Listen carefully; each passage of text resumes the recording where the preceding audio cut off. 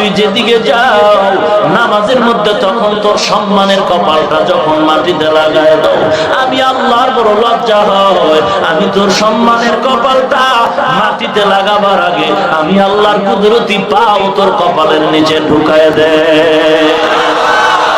নামাজ এত দামি সম্পদ, এই নামাজের দ্বারা বান্দার ঈমান তাজা হয়, আমল সুন্দর হয়, এই নামাজের দ্বারা চেহারায় নূর বাড়ে। অতএব 5 ওয়াক্ত নামাজ পড়া লাগবে। আল্লাহর নবী বলেন, মেরাজ থেকে আমি যখন আসছি আল্লাহ পাকের তরফ থেকে উম্মতের জন্য 5 ওয়াক্ত নামাজ নিয়ে আসলাম। কোন উম্মত যদি 5 ওয়াক্ত নামাজ আদায় করে, আল্লাহ পাক বলেন, পয়গম্বর উম্মতরা জানায় দাও 5 ওয়াক্ত নামাজ পড়ার মাধ্যমে আমি আল্লাহ 50 ওয়াক্ত নামাজের সওয়াব দিয়ে দিব। নামাজের দ্বারা আল্লাহর দিদার হয়, আল্লাহর সাথে মোলাকাত হয়। ও মুসলমান নবীর উম্মত, আল্লাহর সাথে যদি মোলাকাত করতে চাও নামাজে দাঁড়ায় যাও, এমন নামাজ পড়ো যে নামাজের দ্বারা তোমার গুনাহ থেকে বাঁচায় দিবে। ও নবীর উম্মত, আজ কত মুসলমান নামাজ পড়ে গুনাহ থেকে বাঁচতে পারে না। কয়েকজন সাহাবী আমার নবীর দরবারে গিয়ে বললেন, পয়গম্বর অমুক একজন নতুন মুসলমান কালেমা পড়ে নামাজ পড়ে কিন্তু বাইরে গিয়ে গুনাহ করে। আমার নবী বলেন, সাহাবায়ে কেরাম কি করা যায় বলেন, তারে একটু শায়েস্তা করেন। নবী বলেন, না না না, বান্দার নামাজ যদি ঠিক হয় গুনাহ ছেড়ে দিবে, এখনো ঠিক হয় না।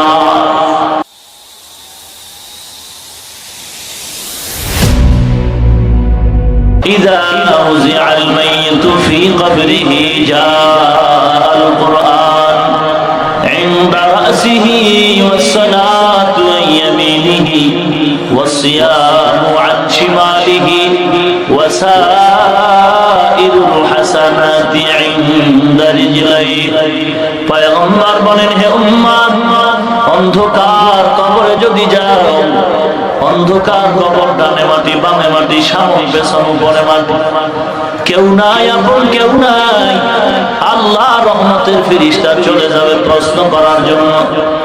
সকল পরের পরপীর ওলিয়ে কামেল মাহবুব সুবহানী কুতুবে রব্বানী শাহ আব্দুল কাদের জিলানী রাহমাতুল্লাহ আলাইহি রাস্তা দিয়ে চলতেছেন, সামনে একটা কুকুর দাঁড়ায় গেল, প্রশ্ন করে, ও বড় পীর বলো, আমার প্রশ্নের জবাব দাও, তুমি ভালো নাকি আমি রাস্তার কুকুর ভালো?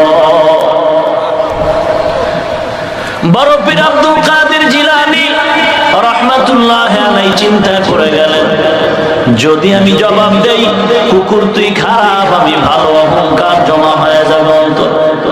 অহংকার করা ভালো নয়, অহংকার পতনের মূল। অতএব আমি অহংকার করতে রাজি না। জবাব যদি দিই তুই ভালো না আমি ভালো, অহংকার। যদি জবাব দেই তুই খারাপ আমি ভালো, অহংকার। আর যদি বলি আমি খারাপ তুমি ভালো, কোরআনের আয়াতের উল্টা হয়। আল্লাহ পাক কোরআনে বলেন, ওয়ালাকাদ কাররামনা বানি আদম ওয়া হামালনাহুম ফিল বাররি ওয়াল বাহরি ওয়া রাযাকনাহুম মিনাত তাইয়্যিবাত ওয়া ফাদ্দালনাহুম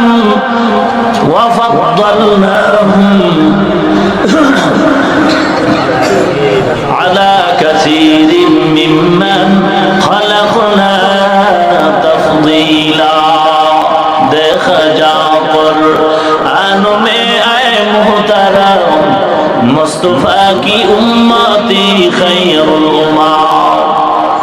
আমি ভালো তাও বলা যায় না, কুকুর তুই ভালো তাও বলা যায় না। আল্লাহর চুপ হয়ে গেলেন, চোখ বন্ধ করলেন। আল্লাহ গো, এমন একটা জবাব তুমি আমাকে দাও কুকুরকে যেন সমুচিত জবাব দেওয়া যায়। অন্তরের মধ্যে জবাবের কা হয়ে গেল। বড় পীর আব্দুল কাদের জিলানী বলে, হে কুকুর ভালো করে শুনে নাও, তোমার প্রশ্নের জবাব আজ দেওয়া সম্ভব না, কবরে যাওয়ার পরে দেওয়া হবে। কারণ কবরে যাওয়ার পর আল্লাহ যদি আমাকে ক্ষমা করে দেয় আমি তখন জবাব দেব তুই খারাপ আমি ভালো। কারণ আমার জান্নাতের বিছানা আল্লাহ কবরে দান করবেন। আল্লাহ না করুন অন্ধকার কবরে যাওয়ার পর যদি আমার কোনো একটা প্রশ্নে আমি আটকায় যাই, আর যদি আমার জাহান্নামের শিকল আমার হাতে লেগে যায়, তখন আমি জবাব দিয়া বলবো তুই ভালো আমি খারাপ, তোর কোনো আযাব নাই, আমি আব্দুল কাদের জিলানী পীর হয়েও জাহান্নামী হয়ে যাব। সারা পৃথিবীর বাদশা যুলকারনাইন অন্ধকার কবরে যাওয়ার আগে এলাকার মুরিদ ভক্তদের বলে, মরণের পরে আমার জানাজার পরে কাফনের ভেতর দিয়ে হাতটা বের করে এলাকায় সবাই একটু ঘুরায় কবরে নিবি।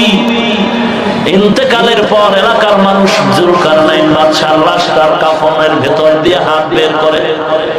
জানাজার পরে যখন কবরে নেওয়া হয়, দুনিয়াদাররা বলতেছে দেখ সারা দুনিয়ার বাদশাহী পেয়েও লোক এখনো সামলাইতে পারে নাই, মরণের পরেও যেন হাত বিছায় কি চায়।